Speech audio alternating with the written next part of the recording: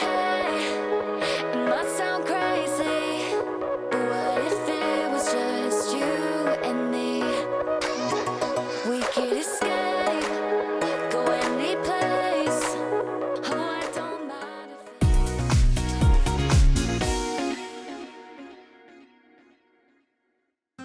if 안녕하세요. 헬로코리아 태원준입니다. 오늘 이렇게 스튜디오에서 찾아뵙는데요. 다 이유가 있습니다. 제가 헬로코리아 1회 방송 때 말씀을 드린 적이 있죠. 제가 코로나19로 인해서 이제 해외여행을 갈 수 없다 보니까 그때 딱 들었던 생각이 그럼 오히려 좀 시선을 전환해서 우리나라의 숨겨진 곳까지 차근차근 여행해보면 어떨까? 이렇게 전국 일주를 계획했었는데요. 우리나라의 전체 시군의 총 개수가 162개거든요. 그 162개 시군을 모두 도는 그야말로 완벽한 전국 일주를 하는 지금 프로젝트를 하고 있어요.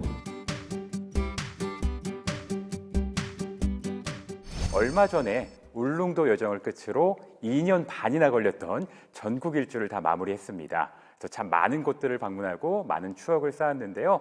제가 다 이 전국 일주를 마치고 정리를 하다 보니까 이제 운전을 한 기간은, 그러니까 제가 늘 방송에 나오는 민트카를 타고 운전을 한 기간이 1년 8개월 정도 되는데 총 5만 8천 킬로미터 정도를 운전을 했더라고요. 그래서 서울 부산 거리를 142번 정도 다닌 거리니까 참 많은 곳을 곳곳을 누볐던 것 같고요. 또 운행한 거리뿐만이 아니라 제가 곳곳을 직접 발로 누비고 뛰기도 했잖아요. 그래서 제가 휴대폰에 늘 만보기 앱을 켜고 다니는데 이 앱에 의하면은 제가 직접 두 발로 걸은 거리가 4,600km 정도 되더라고요. 뭐 보스로 따진다면 600만 보 정도 되기 때문에 정말 2년 반 동안 거침없이 대한민국 곳곳을 누볐던 것 같습니다. 이러다 보니까 오늘 이 헬로코리아에서 제가 가봤던 곳 중에 최고의 도시를 5군데 정도 추려서 보여드린다면은 여러분들이 참 재미있게 보실 것 같아가지고요. 오늘 그런 시간을 한번 준비를 해봤습니다. 이름하여 다시 가고픈 도시 베스트 5. 지금부터 시작을 하겠습니다.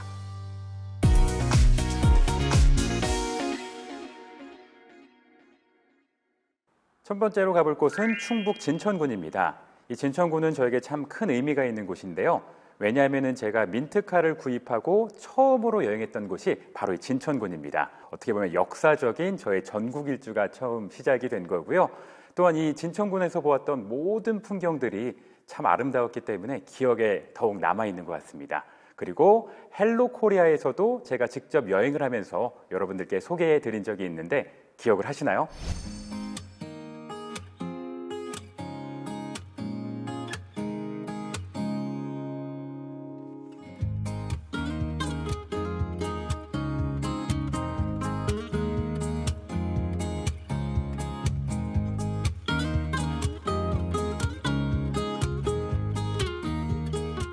특히 저는 이 진천에서 봤었던 풍경 중에 길상사가 참 기억에 남습니다.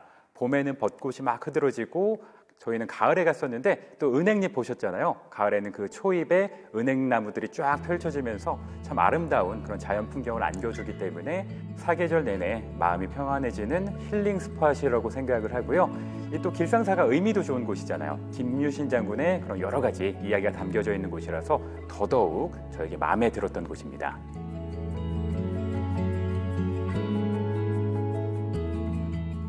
그리고 사계절 모두 아름답다고 말씀을 드렸잖아요. 그렇다면 지금쯤 눈 쌓인 겨울에 가시면은 어떤 모습일까요? 제가 얼마 전에 또 다녀왔는데요. 바로 이런 풍경이 펼쳐집니다.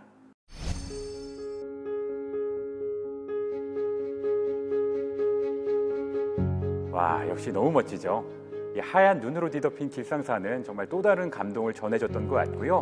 벚꽃하고 은행나무가 형형색색 물들었던 봄, 가을의 화려함 대신에 흰색의 순수함이 마음까지 깨끗해지는 그런 기분이 절로 들었습니다. 특히 기와 지붕이라든지 나뭇가지에 막 쌓여있던 눈들이 마치 그림 속 풍경 같은 그런 풍경이었기 때문에 제가 봄, 가을, 겨울 이렇게 갔었는데 겨울의 길상사야말로 진천 여행의 백미가 아니었나 그렇게 생각을 해봅니다. 네, 이렇게 길상사는 언제 가도 절대로 후회가 없는 여행 명소라고 생각되는데요. 이어서 진천을 대표하는 여행지 한 곳 더 소개해 드릴까 합니다. 바로 진천의 최고 관광 스팟이라고 할 수 있는 농달입니다.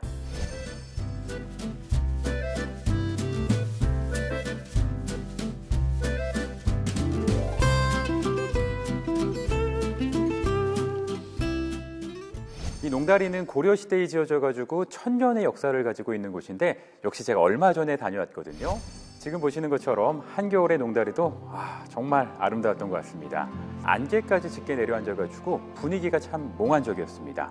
그리고 제가 딱 들었던 생각이 겨울왕국이 있다면 딱 이런 모습이 아닐까 하는 생각이 들 정도로 정말 명장면이 펼쳐졌었고요. 그리고 얼음 아래로 흐르는 물소리가 참 인상적이라서 그 곁에 참 오래 앉아 있었던 것 같습니다.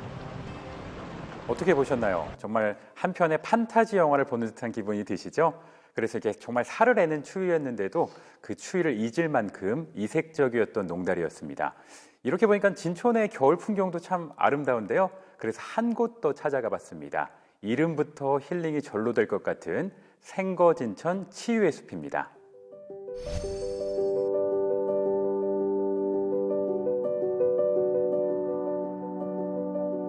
이 생거진천 치유의 숲은요, 자연과 사람의 만남을 통해서 지친 몸과 마음을 회복하고 또 나아가서 건강한 삶의 가치를 누릴 수 있도록 진천군에서 조성한 산림 치유 공간입니다.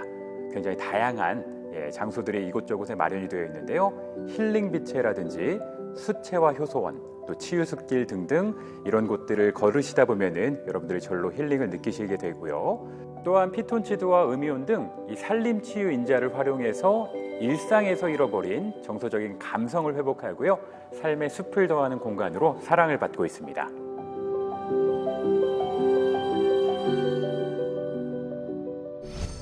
계속해서 이번에도 저에게 특별한 의미가 있는 도시를 가볼 텐데요. 바로 헬로 코리아의 첫 번째 여행지였던 경상북도 포항시입니다.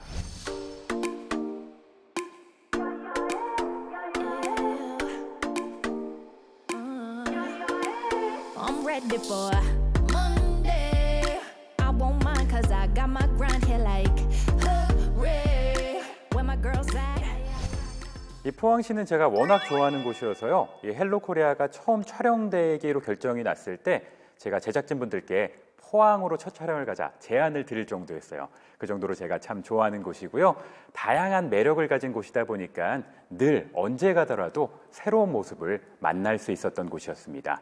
제가 포항을 다시 가고자 생각했던 이유 중에 가장 많은 지분을 차지하는 곳이 있다면 바로 내연산 12폭포, 이곳이 아닌가 싶습니다.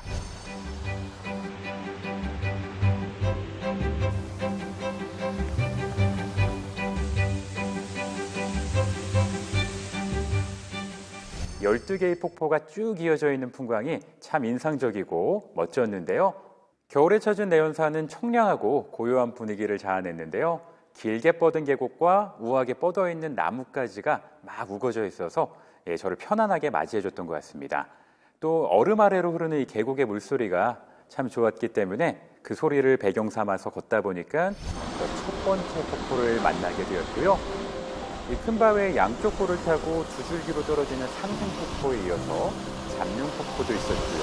또 관음폭포, 그리고 마지막으로 이 12폭포의 하이라이트 격이라고 할 수 있는 연산폭포까지 이 폭포들이 겨울옷을 입고 탐방객과 등산객의 발길을 끊임없이 붙잡습니다.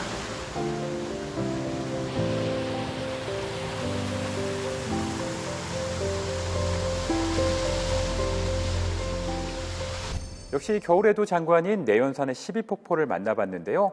내연산의 풍경을 조금 더 위에서 바라보고 싶으시다면 소금강 전망대로 올라가시면 됩니다. 사방이 탁 트인 절벽 위에 만들어진 반달 모양의 전망대에 딱 올라서시면요. 맞은편의 기암절벽과 그 위에 선일대 그리고 연산폭포가 한 폭의 산수화로 펼쳐집니다. 그리고 전망대에서 만나는 내연산의 풍광을 보면서 겸재 정선 선생이 진경 산수화를 탄생시켰거든요. 그래서 여러분도 여기에 서신다면은 정선 선생이 어떤 풍경을 보면서 그림을 그렸는지 느끼실 수 있을 것 같습니다. 그리고 또 하나, 내연산을 가신다면은 보경사라는 사찰도 한번 둘러보시길 바랍니다.